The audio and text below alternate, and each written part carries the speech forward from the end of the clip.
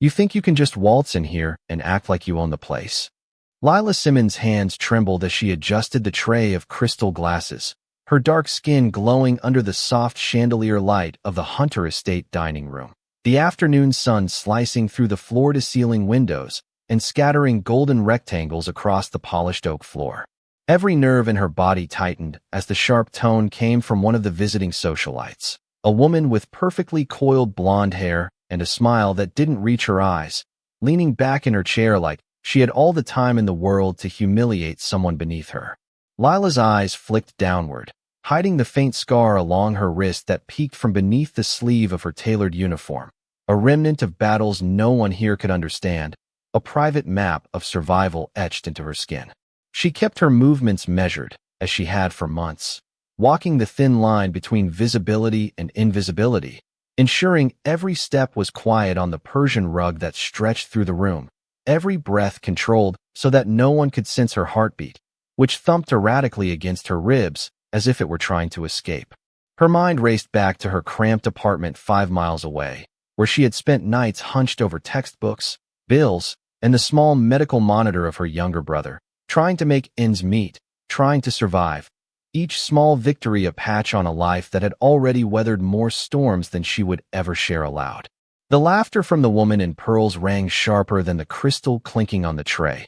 It was a slicing sound, a reminder of the social ladder she could never climb, the kind of mockery that made one shrink and yet sharpen the instincts of endurance.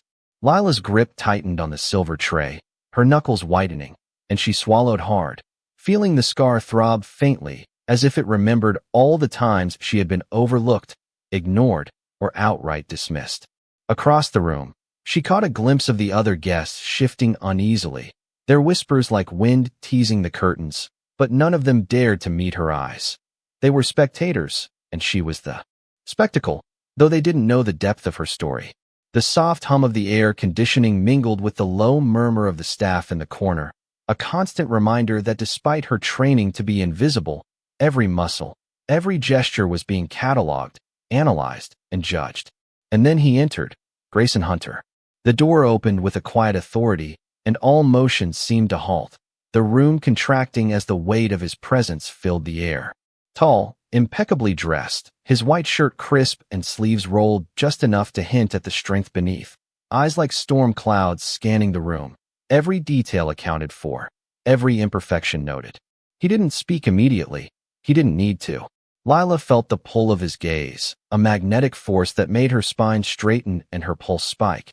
Yet there was an unfamiliar softness in it, a hidden curiosity that made her toes curl in tension and anticipation.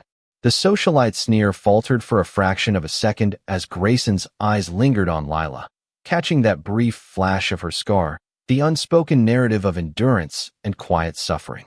The murmur of the dining room seemed to shrink into silence, the air dense and charged, as if the space itself were holding its breath, waiting to see what this silent exchange would yield. Lila's chest rose and fell in rapid, shallow breaths, every instinct screaming to retreat, to disappear, yet she remained, rooted by a combination of fear and a fragile, stubborn pride that had been her shield all these years. The golden light danced across the scarred skin of her wrist as if spotlighting her resilience, and in that instant, even the socialite's confidence wavered, the laughter caught in her throat, and a hush fell over the room.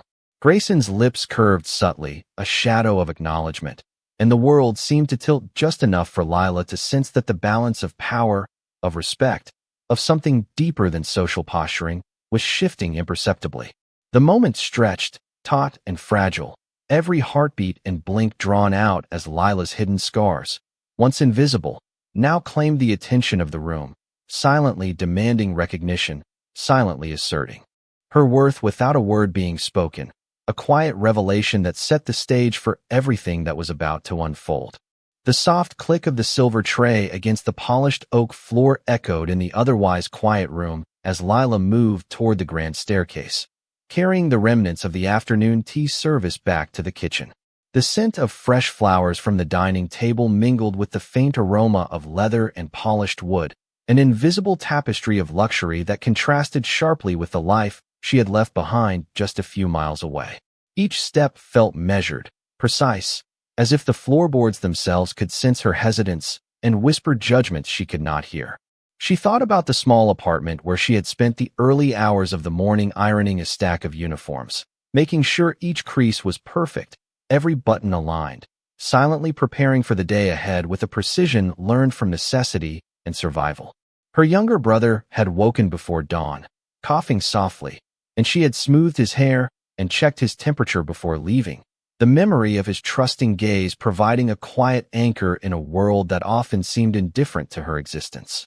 The scar on her wrist itched slightly under the cuff of her uniform, a reminder of moments long past, moments that had tested her in ways no one here could ever imagine, moments that had shaped the quiet resilience in her posture and the careful caution in her eyes. She paused at the bottom of the staircase for a brief moment, allowing herself a deep breath, letting the cool air from the open window brush against her face, carrying the distant hum of traffic from the avenue below.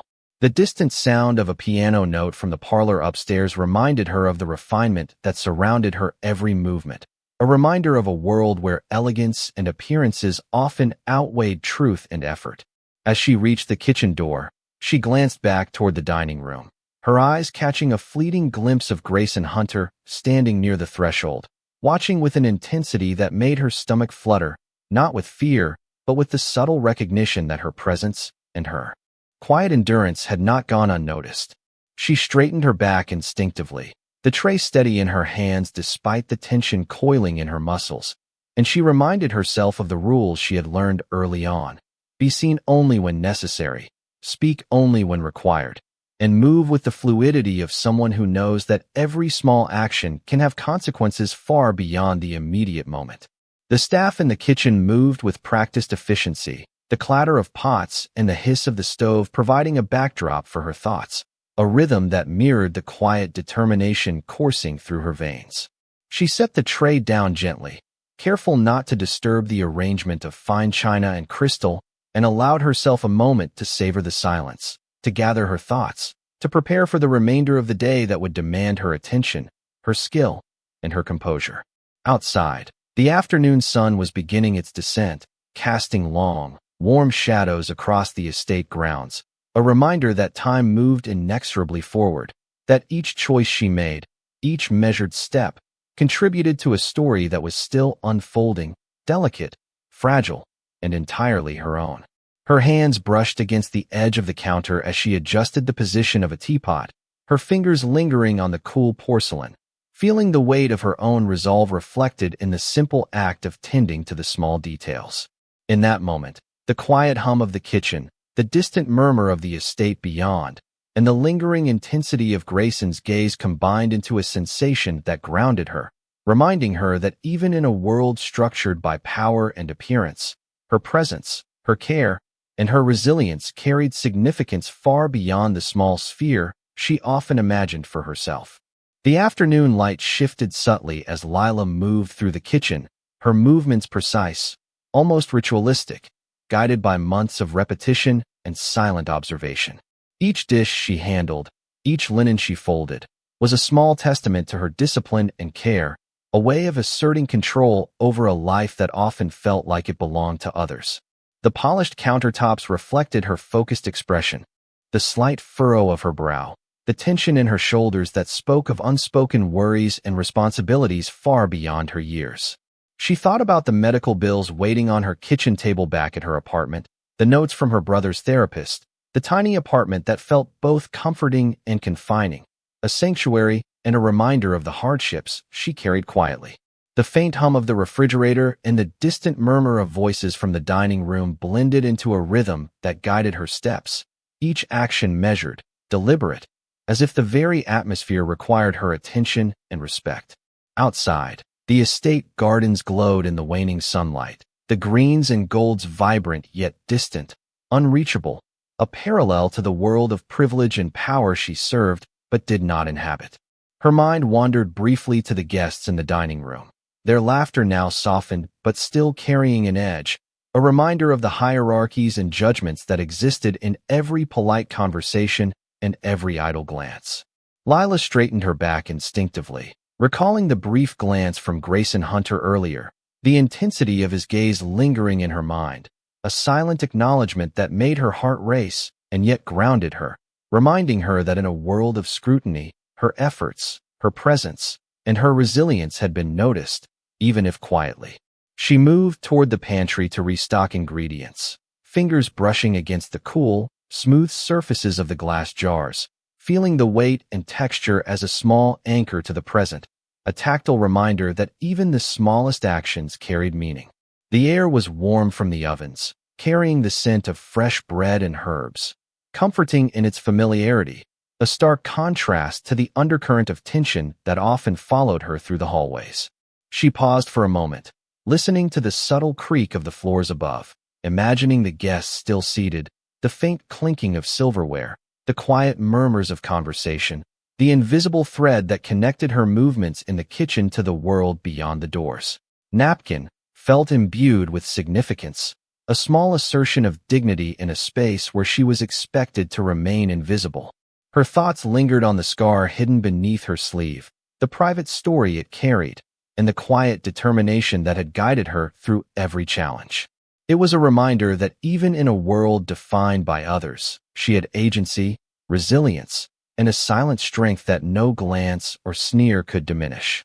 The soft tapping of her shoes on the tiled floor, the rhythmic brushing of her hands across surfaces, and the measured pace of her movements created a cadence, a subtle heartbeat in the room, one that echoed with quiet resolve, reinforcing that she was more than the role she had been given, more than the judgments cast upon her, and that every moment, no matter how small, was a testament to her endurance and careful grace. The evening settled gently over the Hunter estate, painting the tall windows with shades of amber and deepening blue as the final guests lingered in the grand salon. "Makes him look noble." The words landed harder than they should have. "It is nothing," she said softly. Grayson studied her for a moment. Not with pity, not with curiosity, simply with the calm attention of someone searching for the truth behind a carefully constructed wall. "People spend their lives pretending they have never struggled," he said. "The strongest ones are usually the people who have every reason to quit, but keep going anyway." Lila looked away. She did not know how to respond to that, because if there was one thing she had mastered, it was enduring quietly.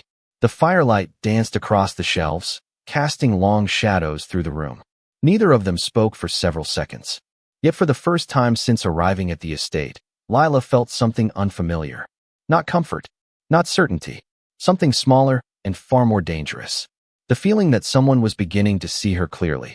The quiet of the evening stretched through the Hunter estate like a soft, lingering sigh, the amber light from the setting sun casting long, warm shadows across the polished floors. Lila moved slowly along the corridor, her hands brushing lightly against the smooth surface of the walls, feeling the coolness of the painted wood under her fingers, grounding her in the rhythm of the estate that had become both sanctuary and stage for her careful endurance. Each step carried the weight of her thoughts, the small victories of the day, and the memories that shaped her resilience, weaving a silent narrative that only she could fully understand. The faint scent of polished leather from the library mingled with the subtle aroma of flowers from the parlor, creating an invisible trail of comfort and luxury that contrasted sharply with the hardships she had known. As she approached the drawing room, she glimpsed Grayson Hunter standing by the window, his figure framed by the soft light of dusk. He did not turn immediately, yet his presence filled the space, commanding attention without a word. Lila paused, hesitant for a heartbeat, the scar along her wrist briefly catching the last rays of sun, a quiet emblem of endurance that she had carried invisibly for so long. Grayson's gaze shifted toward her, not with judgment, but with an understanding that seemed to pierce through the layers of composure she maintained. She felt a gentle tightening in her chest, the realization that her struggles, her careful management of every small action, had not gone unnoticed, and that her quiet strength resonated in ways she had never expected. The murmur of the staff in the adjacent kitchen provided a soft background rhythm, yet the distance between them felt minimal, as if the room itself acknowledged the unspoken connection forming. Lila set down the basket of freshly folded linens on a nearby table, the sound of porcelain and fabric settling into place punctuating the stillness of the moment. Grayson stepped closer, his shoes silent on the polished floor, the faint scent of his cologne a subtle presence that did not overwhelm, but anchored the space around them. "I see the care you put into everything," he said, his voice calm, yet carrying an authority that made every word resonate. Lila's eyes rose to meet his, her pulse steadying, a mixture of pride and cautious curiosity stirring within her. She nodded slightly, her hands brushing against the smooth surface of the table, as if to absorb the reassurance from the tangible world around her. The room seemed to exhale with them, the soft flicker of candlelight on the mantel casting gentle reflections across the polished surfaces, emphasizing the contrast between the quiet strength she embodied and the composed power he exuded. Grayson's gaze lingered a moment longer on the scar hidden beneath her sleeve, not with pity but with recognition, acknowledging the trials that had led to this quiet moment of respect and attention. Lila felt a subtle shift within herself, a lightening of the weight she carried, as if simply being seen in her entirety, scar and all, had begun to lift some of the invisible burden. The distant clink of silverware and the soft murmur of voices beyond the estate walls reminded her that life continued outside this room. Yet in this space, time seemed to pause, allowing recognition, understanding, and the possibility of something quietly transformative to unfold. She straightened her back, taking in a deep breath, and allowed herself a brief moment of serenity, the awareness that resilience, diligence, and dignity had quietly asserted their presence, and that even in a world dominated by power and appearances, her integrity and strength had claimed their place. The next morning arrived beneath a blanket of silver clouds that softened the sunlight spilling across the Hunter estate, transforming the sprawling grounds into a landscape of muted elegance and quiet anticipation. Lila arrived before sunrise as she always did, carrying a canvas tote filled with notebooks, receipts, and the carefully organized paperwork that governed the complicated balance of her life beyond these gates. The estate was unusually active. Luxury vehicles lined the circular driveway, and staff members moved quickly through the halls preparing for an important gathering. Conversations drifted through the air in fragments, references to investors, business partners, and influential guests expected before noon. Lila slipped naturally into the rhythm of preparation, arranging fresh flowers in crystal vases, aligning place settings with meticulous precision, and ensuring every room reflected the standard expected within the Hunter estate. Yet beneath the familiar routine, she sensed a subtle tension. It lingered in hurried footsteps and lowered voices, in the way employees exchanged glances before quickly looking away. By mid-morning, the mansion hummed with activity. The scent of fresh coffee and baked pastries floated through the corridors while sunlight filtered through the massive windows, illuminating the polished marble floors like sheets of liquid gold. Lila was carrying a stack of documents from the administrative office when she heard raised voices coming from a conference room near the west wing. The door stood partially open. She intended to pass without notice, but one sentence made her pause. "The numbers do not make sense." The voice belonged to one of the visiting executives. Another replied with frustration. "We have checked the projections 3 times." Lila continued walking. It was not her business. Yet as she passed the open doorway, her eyes landed briefly on a financial chart displayed across a large monitor. Years ago, before life had forced her onto a different path, she had spent evenings helping her mother organize bookkeeping records for a small community center. Numbers had always come naturally to her. Patterns stood out in ways she could never fully explain. And in that single glance, something felt wrong. Very wrong. She lowered her eyes immediately and continued toward the office. But the discrepancy lingered in her thoughts. 10 minutes later, while organizing files, she found herself mentally reconstructing the figures she had seen. Revenue projections, quarterly expenses, percentages. Then suddenly it clicked. One category had been entered twice under separate labels. A simple error, small enough to overlook, significant enough to alter the entire presentation. Lila stared at the folder in her hands. Her heart began to race. It was none of her concern. She was a maid, not an analyst. People expected her to clean rooms, not evaluate financial reports. Yet the mistake continued pulling at her conscience. Across the estate, executives were preparing to make decisions based on those numbers. She tried to ignore it. She truly did. But 20 minutes later, she found herself standing outside the conference room again. Her pulse hammered against her ribs. Through the glass wall, she could see Grayson Hunter seated at the head of the table. Around him sat men and women whose watches probably cost more than her annual salary. Powerful people. Important people. People who would likely dismiss her before she finished speaking. Her hand tightened around the folder. Every instinct told her to walk away. Then she remembered the conversations she had overheard. Broken people. Invisible people. People who should remain silent. The thought settled something inside her. Taking a slow breath, she raised her hand and knocked softly on the open door. The room fell silent. Dozens of eyes turned toward her. Some confused, some impatient, some openly annoyed. Lila immediately felt the weight of their assumptions. But before anyone could dismiss her, Grayson looked up from the table. His expression remained calm, steady, attentive. "Is something wrong?" he asked. The room waited. Lila swallowed carefully and stepped forward. "I am sorry to interrupt," she said quietly, "but I think there may be a mistake in the report." The silence that followed felt absolute. Several executives exchanged amused glances. One man actually leaned back in his chair with a faint smile of disbelief. Yet Grayson did not laugh. He did not interrupt. He simply held her gaze and said 4 words that changed the atmosphere of the room completely. "Tell us what you found." The conference room remained perfectly still. For a moment, the only sound came from the quiet hum of the climate control system and the faint tapping of rain beginning to touch the tall windows overlooking the estate grounds. Lila felt every pair of eyes fixed on her. Some carried curiosity. Others carried skepticism. A few held the unmistakable confidence of people already convinced she could not possibly have anything useful to contribute.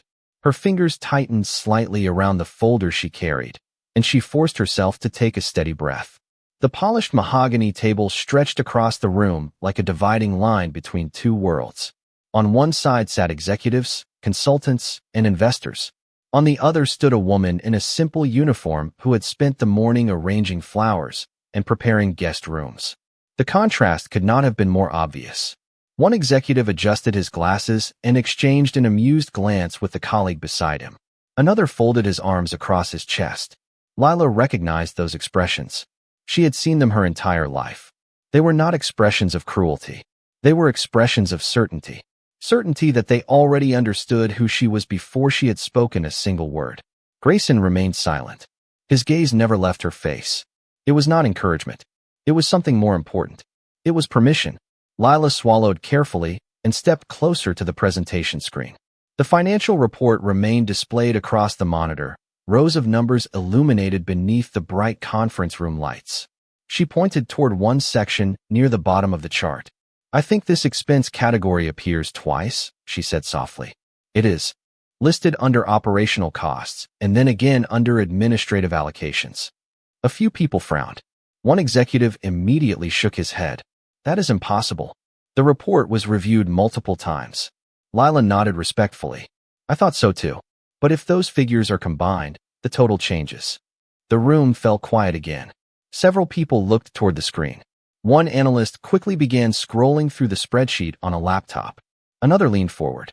The confidence that had filled the room moments earlier began to soften. 30 seconds passed. Then 60. The analyst stopped typing. His expression changed completely. "Wait." The single word landed heavily in the silence. More typing followed. More calculations. The executive who had dismissed her sat upright. Another reached for a calculator. The atmosphere shifted almost visibly. Lila remained standing near the screen, her heart pounding against her ribs, resisting the urge to retreat. She had done what she believed was right. Nothing more. Nothing less. Finally, the analyst looked up. His face had gone pale. "She is correct." Nobody moved. Nobody spoke. The words seemed to hang suspended in the air. "The expense category was duplicated during data consolidation," he continued. "The projected losses are inaccurate." Several executives immediately turned toward one another. Confusion gave way to disbelief. Disbelief gave way to realization. A decision worth millions of dollars had nearly been based on flawed information. And the person who noticed the mistake was not one of the highly paid consultants sitting around the table. It was the woman they had barely acknowledged when she entered the room. The executive who had laughed earlier lowered his eyes toward the table.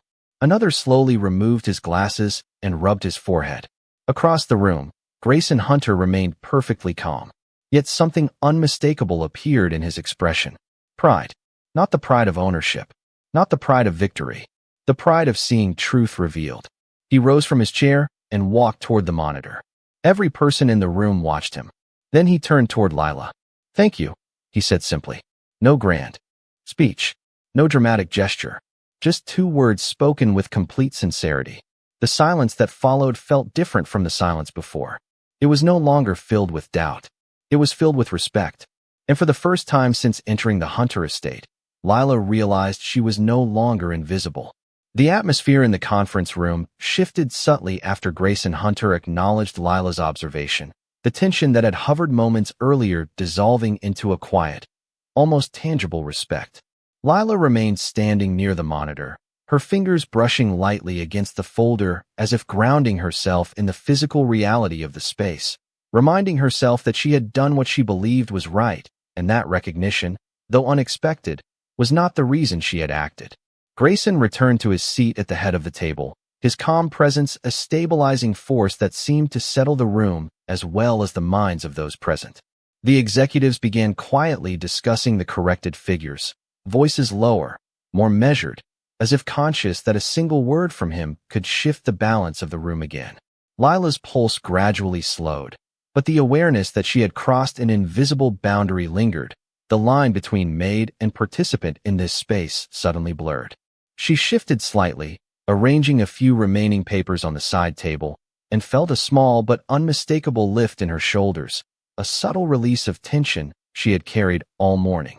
Grayson's eyes, still watching her occasionally, held no condescension. Instead, they carried a quiet acknowledgment, a recognition of her diligence, her integrity, and her ability to see what others overlooked. The room's light reflected off the polished surfaces, the sunlight now soft and diffused through the tall windows, casting long, golden shadows that stretched across the marble floors, and Lila felt for the first time that she was not merely performing a role, but that her actions had tangible impact. The executives who had initially doubted her began to move with a new energy, collaborating more openly, referencing her findings, and nodding in a subtle acknowledgment of the clarity she had brought to the situation. Outside the windows, the estate grounds glimmered under the muted sunlight, the garden paths winding gracefully through the property, a calm contrast to the intensity of the room, and yet in some way, reflecting the orderly, thoughtful nature Lila carried into her work. Her gaze drifted briefly to the fireplace mantel, the flicker of reflected light dancing across the polished wood, and she allowed herself a small, almost imperceptible smile, the first since the morning's tension had begun. In that quiet moment, she understood that her careful attention to detail, her resilience, and her willingness to act even when it was not expected had shifted the perception of everyone in the room, transforming doubt into trust, invisibility into acknowledgment. Grayson finally spoke again, his voice calm, steady, carrying the weight of authority without a trace of arrogance.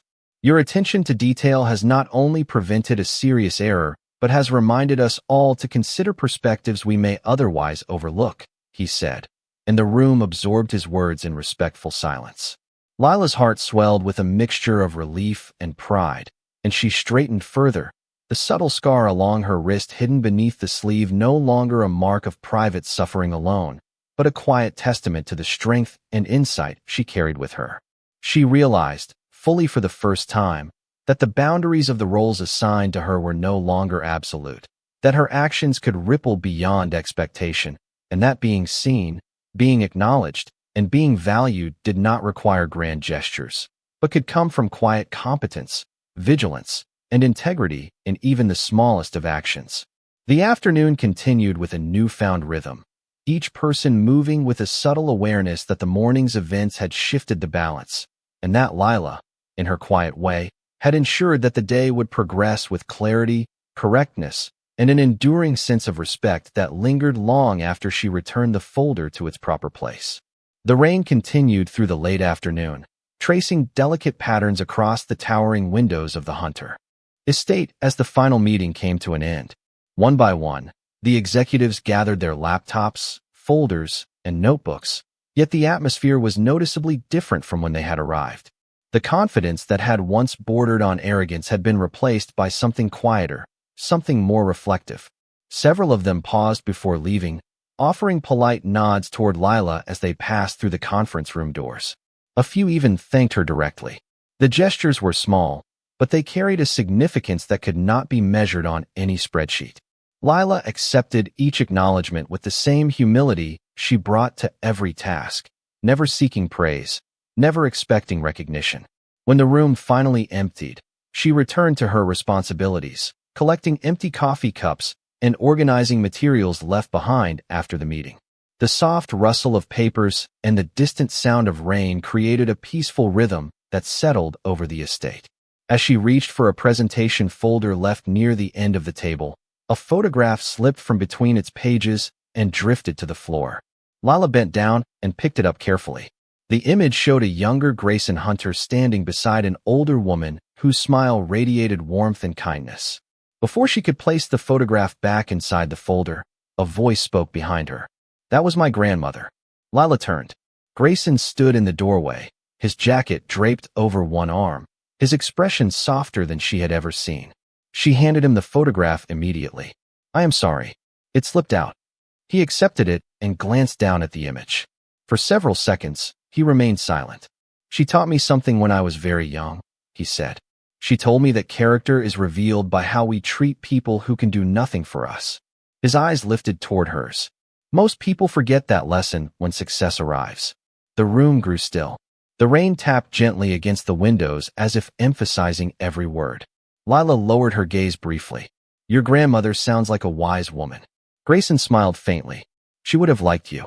The statement caught her completely off guard. Not because of the compliment itself, but because of the sincerity behind it. There was no performance in his voice. No obligation. Just truth. Outside, the clouds began to break apart, allowing strands of sunlight to spill across the estate grounds. Golden light filtered through the rain, transforming the landscape into something almost dreamlike. Lila glanced toward the window and felt a quiet sense of peace settle inside her. The weight she had carried for so long seemed lighter now. Not because her problems had disappeared. The bills still existed. Her responsibilities remained. Her brother would still need her tomorrow. But something important had changed. She no longer felt invisible. She no longer felt defined by assumptions made by strangers who knew nothing of her story. The scars she had spent years hiding had never been symbols of weakness. They were evidence of endurance. Proof that she had continued forward when circumstances invited her to give up. Grayson carefully returned the photograph to the folder. "You know," he said thoughtfully, "some people spend their entire lives trying to appear strong. The truly strong ones rarely talk about it." Lila looked toward him and smiled softly. For the first time since arriving at the estate, she did not feel like a guest in someone else's world. She felt seen, respected, valued. And as the sunlight broke fully through the storm clouds, casting warmth across the room, a profound silence settled between them. Not an uncomfortable silence, a meaningful one, the kind that arrives when truth no longer needs defending. And on that day, everyone who had judged her by a uniform, a title, or a scar learned something they would never forget. Dignity does not announce itself. It simply stands firm until the world finally recognizes it.